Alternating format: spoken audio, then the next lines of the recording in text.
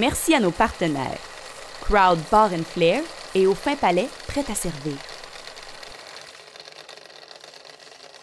Bonsoir tout le monde, bienvenue à Buvons Local. Cette semaine, on a la chance de recevoir encore une fois la brasserie Champ Libre. Mais cette fois-ci, on reçoit leur brasseur Alex qui vient nous parler d'un de ses produits. On parle ici de l'eau-de-vie viticole. Et comme à chaque semaine, notre mixologue nous a préparé quelque chose avec ce qu'ils nous ont apporté. On se revoit tout de suite.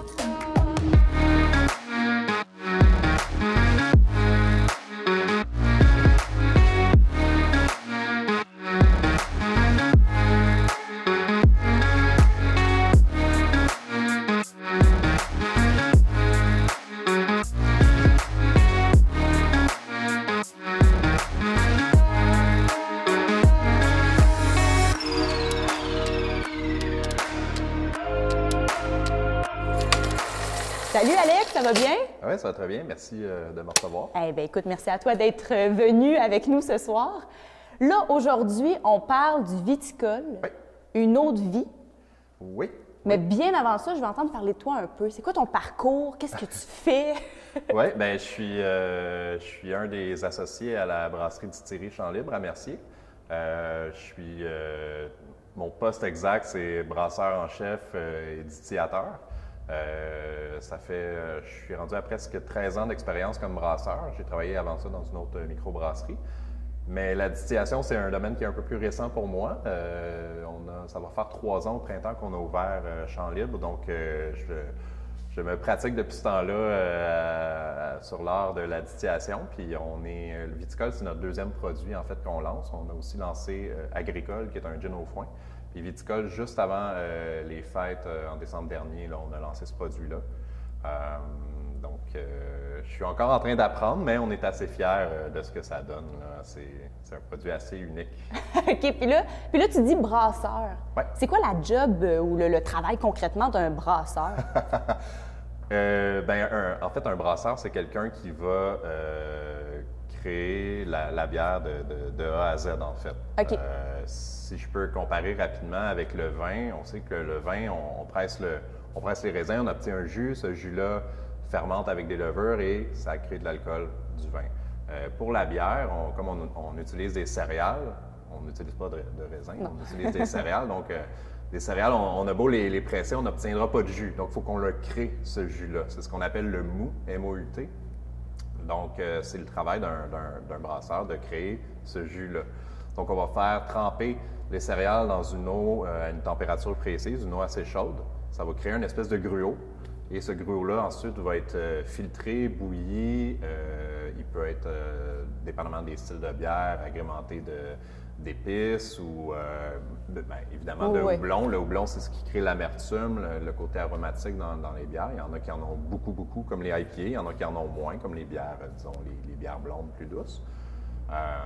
Et puis après ça, ça fermente avec des levures et ça crée Le la produit. bière. Donc, Puis comment tu deviens brasseur dans la vie? Est-ce que toi, tu as étudié là-dedans ou c'est vraiment une passion? Maintenant, il y a des programmes, je crois, à Jonquière, si je ne me trompe pas. Mais quand j'ai commencé en 2007, c'était plus un peu à la bonne franquette, à l'ancienne. Okay. Un maître et un apprenti. Moi, j'ai eu la chance d'aller faire un stage en France, en Alsace, dans une petite microbrasserie qui m'a accueilli comme stagiaire. J'en ai profité pour me promener en Belgique, en Allemagne, voir les influences des grandes traditions brassicoles. Puis ensuite, quand je suis revenu ici, j'ai travaillé comme assistant dans une microbrasserie. Puis j'ai tranquillement gravi les échelons. Puis c'est ça. Puis c'est vraiment... C'est un métier de passion. On s'entend. Maintenant, c'est rendu... ça s'est énormément développé dans les dernières années. Aux dernières nouvelles, il y a presque 300 microbrasseries au Québec. Il y en a c'est en expansion, il y en a qui c'est sont incroyable. petites, qui vont brasser juste pour leur village. Il y en a qui sont plus régionales. Il y en a qui c'est rendu carrément des usines. Fait que nous, on est quand même...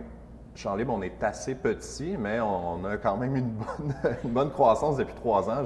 Oui, j'ai vu ça commencer, moi, à Mercier, puis maintenant, on en parle partout, c'est incroyable. On a un support local de la communauté qui est complètement incroyable. Même dans mes rêves les plus fous, je me dis, s'il y a un petit peu de gens dans la communauté qui nous soutiennent, ça va être le fun. Mais il y a tellement de monde, puis surtout dans la période actuelle, il y a beaucoup de gens qui se sont dit, entreprise locale, c'est important, puis pour vrai, je veux tellement, puis tous mes associés, puis toute l'équipe, on veut tellement comme redonner à la communauté le plus qu'on peut parce qu'on a tellement d'amour que c'est comme, on le prend, tu sais, on le prend comme Ben artisan, on dit, bon, ben on doit faire plaisir aux gens, j'imagine, mais... Oui, il y a quelque chose de festif qui tourne autour de c'est ça, un c'est bon ça, verre c'est ça. entre amis, en famille. C'est ça, tu sais, on vend pas de l'assurance, c'est quelque chose Non, que c'est ça. Toi, t'appelles le monde, achète-moi! ouais. Non, c'est ça. Fait que c'est le fun de voir les gens venir, tu sais, je veux faire un cadeau à telle personne, bon, ben, tu sais, qu'est-ce que vous me conseillez? Puis là, tu sais, puis les bières, puis les alcools, les spiritueux aussi, de plus en plus. Il y a tellement de saveurs possibles. Tu sais. Moi, je ne fais pas ce métier-là pour l'alcool, pour ce que l'effet d'ivresse, vraiment pas. C'est vraiment la possibilité des saveurs qui est quasiment infinie. C'est vraiment... Aujourd'hui, une eau de vie désigne de manière générale tous les alcools distillés. Cependant, elle désigne aussi tous les alcools distillés qui n'ont pas d'appellation distincte. Techniquement, c'est très inspiré des grappas italiennes. Les grappas en Italie, c'est des spiritueux qui sont faits à partir de la peau des raisins. Une fois que les vignobles ont fini d'utiliser la peau des raisins, ils vont le presser, puis au lieu de jeter cette matière-là, ils vont lui donner une seconde vie, si on veut, revitaliser ses saveurs en faisant une distillation, et ça donne en Italie la grappa.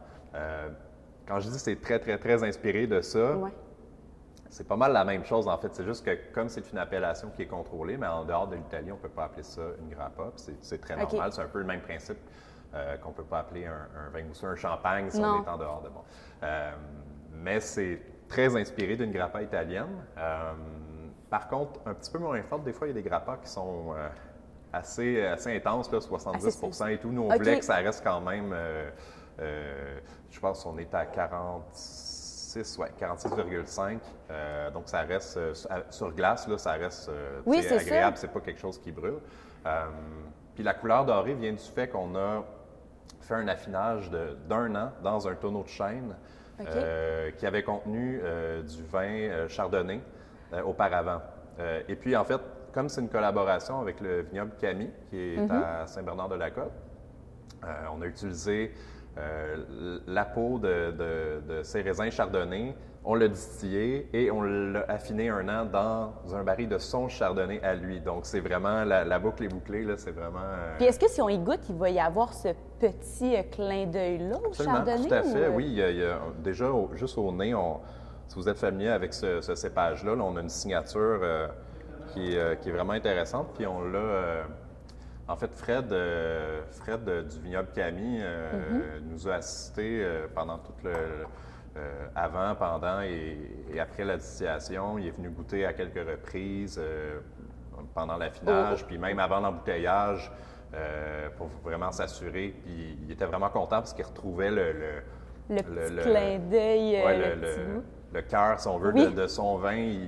Il le retrouvait, puis c'était super important pour nous, tu sais, que son produit soit reflété là-dedans.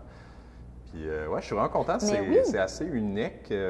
Mais c'est ça, j'essaie de le comparer à un goût, puis on dirait que j'en ai pas. C'est vraiment comme si c'était, là, c'est de l'eau de vie. On vient de découvrir un autre alcool. Puis de l'eau de vie, est-ce que tu sais, on en a-tu beaucoup au Québec? Parce qu'il me semble qu'on n'en entend pas si parler que ça. Ça commence tranquillement. C'est sûr que ce qui a beaucoup lancé les distilleries artisanales au Québec, c'est les gins. On sait qu'il y a un engouement pour les gins en ce moment, puis on en fait, puis on aime ça aussi. Beaucoup de jeunes distilleries aussi qui veulent se lancer vers les whiskies. Oui. C'est notre cas également. On a du whisky en ce moment qui est en affinage. Mais au Canada, ça prend 3 ans d'affinage en tonneau de chêne avant de pouvoir appeler ça whisky. On pourrait le vendre avant, mais pas sous l'appellation whisky. Puis un spiritueux de céréales, de grains, c'est un petit peu moins intéressant que whisky. Puis c'est plus jeune aussi, donc l'affinage amène vraiment une profondeur au niveau des saveurs. Donc, nous, on a 2 types de whisky en ce moment qui sont en affinage. OK. Donc, il y en a un qui est à presque 2 ans. Donc, ça devrait pas tarder, c'est ça. On va peut-être avoir un whisky champ libre. C'était mon rêve à moi quand j'ai commencé à distiller. Je disais, tu sais, à la base, je suis vraiment passionné de whisky, mais j'ai appris à découvrir les gins puis les eaux de vie aussi. quand je mentionnais plus tôt que j'avais fait un stage en France, en Oui. Alsace, qui est une région, en fait, ils sont collés sur la frontière allemande. OK. C'est des cultures il y a beaucoup d'eau de vie là-bas, de fruits, que ce soit des prunes, des abricots, tous les petits fruits, ils vont faire des eaux de vie avec ça. Puis c'est quelque chose qui m'inspire beaucoup. Puis nous, à Champs-Libres, on a planté, le premier été, on a planté des cerisiers OK. sur notre terrain. Puis c'est quelque chose que j'aimerais éventuellement Aller en essayer. refaire un avec un produit Ouais, avec une le. eau de vie, mais avec nos cerises. Ça, c'est quelque chose que j'aimerais faire. Mais là, on verra, C'est ça, c'est peut-être... la créativité est encore là. Ouais, ouais. Super. Puis, pour le processus, en ce Ouais. moment, fabriquer une eau de vie comme ça, à partir, si on veut, c'est le marc de raisin que tu me disais? C'est ça, les pots de raisin, une fois Ouais, qu'ils ont ça été s'appelle pressés, le ce qu'on marc. appelle le marc de Ouais. raisin, là, les vignerons vont appeler ça le marc. Donc, une fois qu'ils l'ont pressé, qu'ils ont extirpé tout le jus, si on veut. Ouais, ce qu'ils voulaient pour le vin. C'est ça. Ben nous, on le récupère et puis, dans ce cas-ci, il y a une deuxième fermentation qui est faite. Et puis, parce que pour distiller, en fait, il faut tout le temps partir de quelque chose qui a déjà de l'alcool dedans, si on veut obtenir un spiritueux. Sinon, on peut obtenir d'autres types de saveurs, mais si on veut de l'alcool, il faut partir avec quelque chose qui a de l'alcool dedans. Parce que la distillation, en fait, c'est qu'on fait chauffer dans une cuve ce qu'on appelle un alambic, qui est une cuve en cuivre, et on fait bouillir. Et les vapeurs vont monter et vont condenser et on va les récolter. Donc, on se trouve à purifier, si on veut. Dans ce cas-ci, on va concentrer les vapeurs d'alcool et les saveurs et on va les récolter. OK. Donc, on part de quelque chose qui a, disons, 8, 9, 10 d'alcool, puis on va obtenir quelque chose qui est, dans ce cas-ci, à 46,5. Puis, est-ce que ça prend plusieurs tentatives pour réussir à avoir ce produit-là qui, si je ne me trompe pas, n'est pas en si grande quantité en ce moment? Non, c'est assez restreint. c'est un produit Ouais. de niche assez limité, étant donné que c'est une collaboration avec le vignoble Camille, qui est un petit vignoble aussi.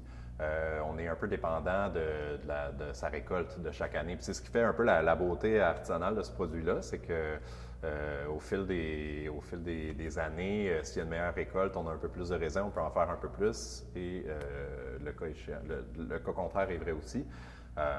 Donc, pour la première version, on avait à peu près 180 bouteilles. OK. C'est pas beaucoup, mais on les vend uniquement sur place à la distillerie. Et, c'est pas en SAQ, malheureusement. On travaille sur d'autres produits qui, éventuellement, le seront. Mais ça a eu une très bonne réception. Là. Juste avant les fêtes, je pense qu'il nous reste peut-être autour d'une cinquantaine de bouteilles. OK, fait qu'il faut se dépêcher là, Ouais, pour quand aller même, les quand chercher. même. C'est un produit quand même un peu plus haut de gamme, étant donné qu'il est affiné un an en fût de chêne, puis étant donné qu'il y a beaucoup de matières premières, on achète quand même les raisins au vignoble parce qu'on ne veut pas qu'il y ait une perte reliée à ça.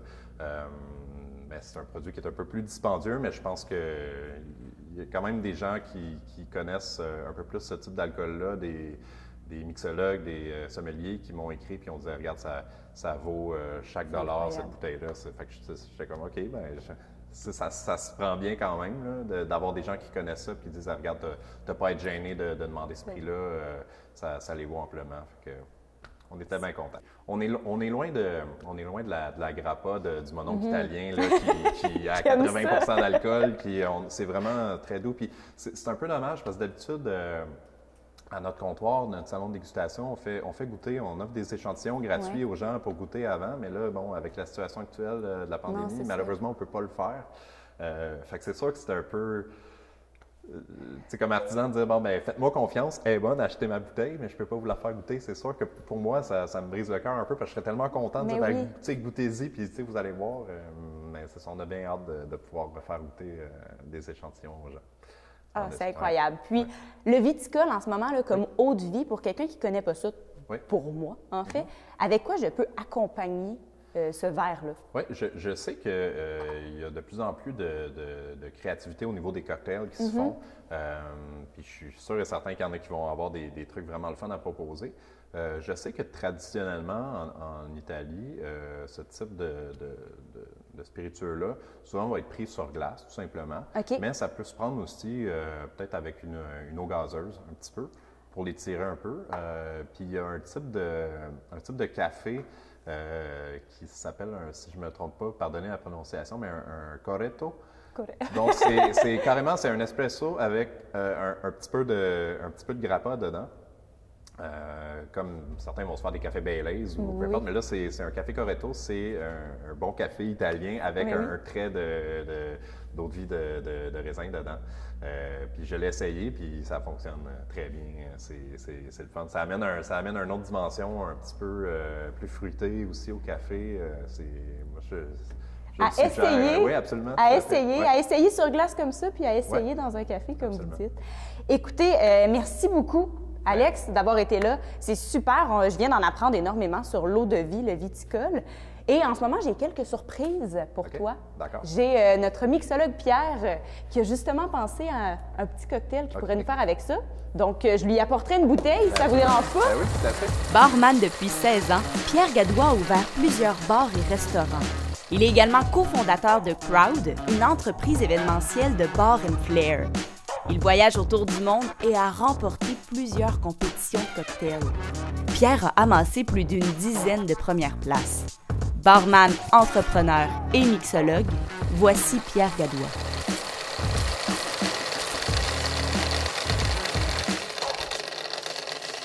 Alors, un produit particulier aujourd'hui, quelque chose de super intéressant et d'innovateur pour le marché québécois. On a reçu le viticole de la distillerie Champ Libre, qui est une eau-de-vie de raisin, faite un peu style grappa, donc avec les peaux de raisin également. Et il y a un vieillissement en fût de chardonnay pour compléter. Ça donne vraiment une belle rondeur, un petit côté floral et c'est un produit, bien sûr, qui est assez fort en alcool. Donc aujourd'hui, on va travailler une recette assez créative avec la pistache. Pistache, fun fact, là, ce n'est pas une noix, c'est un fruit. Et oui, la pistache est un fruit. Vous irez faire vos recherches sur Google. On en retrouve en Turquie, en Iran, en Californie. Il y a plusieurs variétés de pistaches. Je pense que généralement, les gens adorent la pistache. Donc, on va faire aujourd'hui un orgeat. Orgeat, c'est généralement fait à base d'amandes. Par contre, cette fois-là, on va utiliser la pistache pour faire notre orgeat. Et on va se faire un beau petit cocktail avec ça. Alors, regardez, j'ai préalablement fait un petit cône dans lequel j'ai mis quelques pistaches. Ce sera notre décoration. On va le remplir de glace. Et voilà. Alors, tout d'abord, dans un shaker, on va mettre 1 once et demi d'eau de vie de raisin. Alors, 1 demi-once et on rajoute 1 autre once. Voilà, coup de chance, j'ai rien brisé. Jus de citron ou jus de lime. Dans ce cas-là, on va utiliser le jus de lime. On va mettre un 3/4 d'once de jus de lime fraîchement pressé. On poursuit avec notre sirop d'orgeat. On va mettre la même quantité. On va mettre un 3/4 d'once. Alors, on a le spiritueux, on a notre acide, on a notre portion sucrée. On veut faire un cocktail avec une belle mousse sur le dessus, donc on va ajouter, j'en ai déjà parlé dans un autre épisode, on va acheter un foamer vegan. Donc, on pourrait utiliser un blanc d'œuf, mais on va utiliser ce petit mélange qui est un mélange végétal pour ajouter de la mousse à nos cocktails. Donc, je mets l'équivalent d'une demi-pipette de mon foamer. Voilà. Et on va utiliser une technique qui s'appelle le dry shake. Donc, quand on veut une mousse dans un cocktail, ça prend un quart gras. Et le quart gras va absorber l'oxygène. Donc, un peu le même principe quand on fait une meringue avec des blancs d'œufs. On veut incorporer de l'air. Il y a plusieurs choses qui vont faire de la mousse, comme j'ai dit tantôt, de la crème, du beurre, qu'est-ce qu'on peut utiliser d'autre? Des blancs d'œufs et le Miraculous Foamer. Alors, on utilise la technique, le dry shake.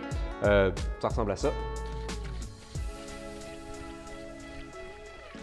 Alors, on brasse 5 à 10 coups.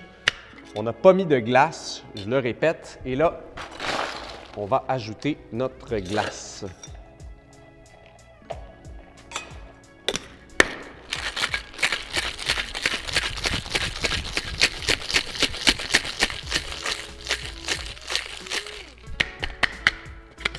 Wouh! On va goûter à notre mélange. Délicieux!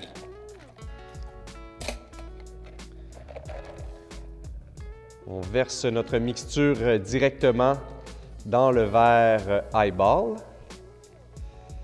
Highball Old Fashioned, excusez-moi.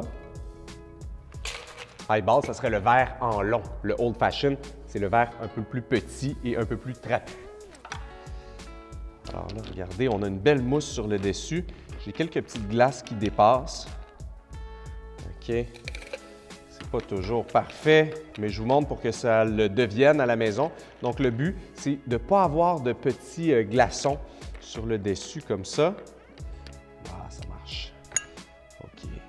Et avec notre amère à l'angostura, on va venir faire un petit trait. Un genre de trait Picasso, là, tu sais, si on veut. Donc, on prend la bouteille comme ça, on part de gauche à droite et on vient faire des petits traits. Alors, mes chers amis, je vous présente la grappa pistache. Santé!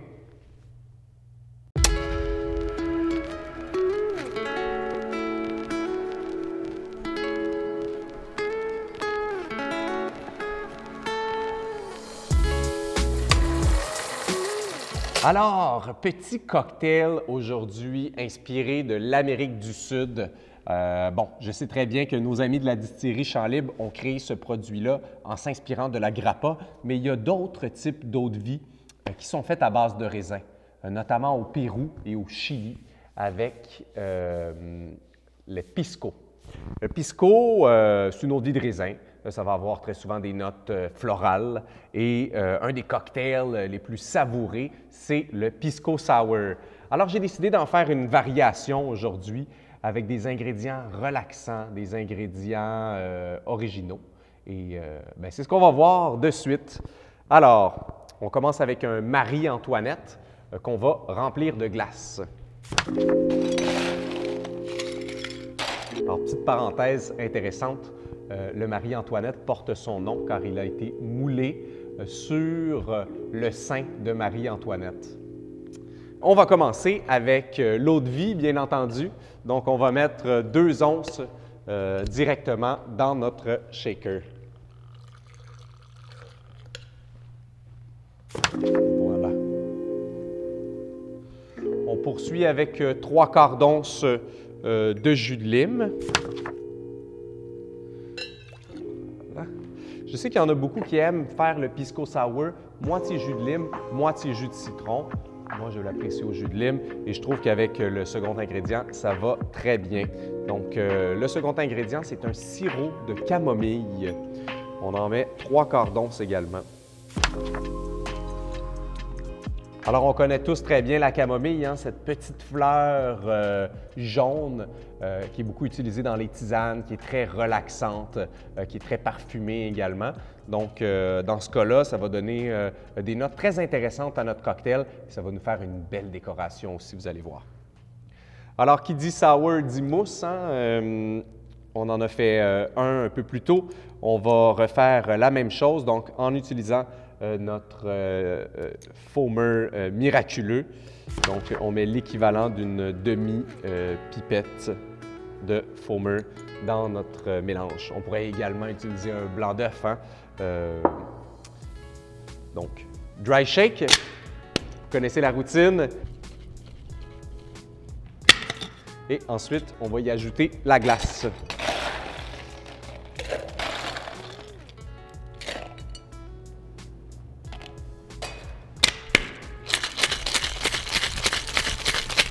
Alors, c'est important d'y mettre de l'énergie si on veut avoir vraiment une belle mousse. Wouh!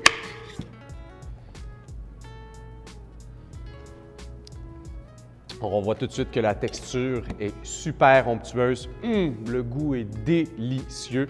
On se débarrasse de notre glace. C'est un cocktail qui est servi sans glace. on va venir tamiser notre mixture directement dans notre Marie-Antoinette.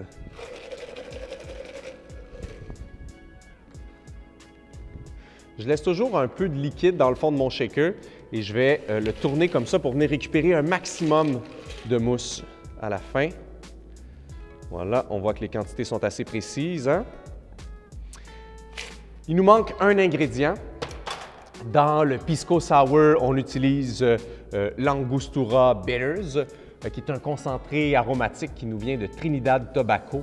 45 d'alcool, des notes de clou de girofle, d'anis étoilé, de cannelle, d'anis et de cardamone. C'est fait à base de rhum, c'est très goûteux et c'est très joli. Alors, on pourrait l'utiliser comme on a fait un peu plus tôt en mettant quelques gouttes ou en faisant des traits, mais j'ai quelque chose d'original pour vous. Donc, petit vaporisateur comme ça coûte une vingtaine de dollars. Il y a plusieurs compagnies qui le font. C'est généralement utilisé pour mettre de l'huile d'olive pour vaporiser nos salades, ce que j'ai jamais fait. Mais moi, je mets la mer à l'angostura à l'intérieur et ça permet de mettre également partout sur notre mousse. Alors, voilà. On va utiliser peut-être la lame de notre couteau. Tenez comme ça, on peut mettre ici et on va venir vaporiser. Vous voyez, ça nous fait une belle ligne blanche au milieu et ça va être parfait pour venir positionner nos petits boutons de camomille. Voilà, j'ai 3 petits boutons ici.